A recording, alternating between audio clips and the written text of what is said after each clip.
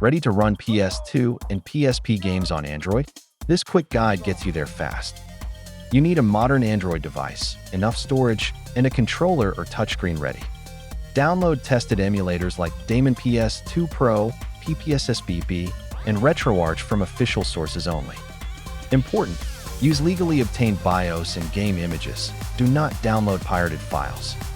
Install APKs. Enable unknown sources if needed, and grant storage permissions when prompted.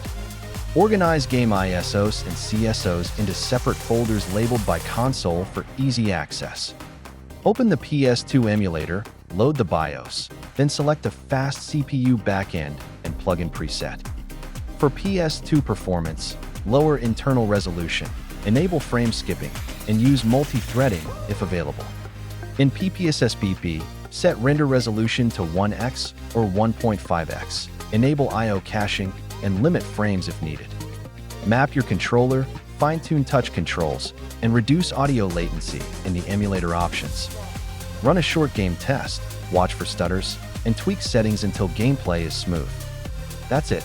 Enjoy responsibly, follow legal rules, and subscribe for more setup guides and pro tips.